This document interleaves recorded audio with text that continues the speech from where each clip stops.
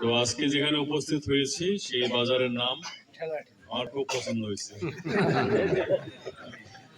ঠেলাঠেলির বাজার। এই ঠেলাঠেলি সারা বাংলাদেশে চলমান। এই ঠেলাঠেলির যে নামটা, এইটার সাথে আমার যে রাজনীতির যে এখন বর্তমান যে পরিস্থিতি 100% মিল, 100% মিল। আমাকে নানান ভাবে ঠেলতেছে। শুনছেন একদিন বলছে বিএনপি আওয়ামী লীগ, আর সরকার যখন আওয়ামী লীগ ছিল তখন প্রমোশন দ্বারা বলছে এটা বিএনপি। আবার এখন জেলা কমিটি আমাকে বহিষ্কার করে প্রমাণ করলো যে আমি আসলে বিএনপি ছিলাম, নাহলে বহিষ্কার করলো, ঠিক না? ওকে, জেলা কমিটি একটা সাধারণ সদস্য, আমার কিন্তু দলে কোনো পদ পদবি কিছুই নাই।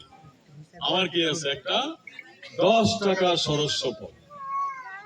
এই 10 টাকার সদস্য পদের যে ঝাল, এইটা তারা নিতে পারতেছিল। এই জন্যে তারা পরশুদিন মানে 11 তারিখ রাত্রে করলো, 11 তারিখ রাত্রে আমাকে বহিষ্কারটা করায়া মধুপুরের মিষ্টি সব খাই ফেলছে, ওদের ঝাল মিটাইছে। আমি থাকা অবস্থায় তো ঝাল সহ্য করতে পারতেছে না। ওই দিন তারা মিষ্টি খাইছে। আমি যদি থাকতাম মধুপুরে, আমিও আমার লোকদেরকে মিষ্টি খাওয়াইতাম।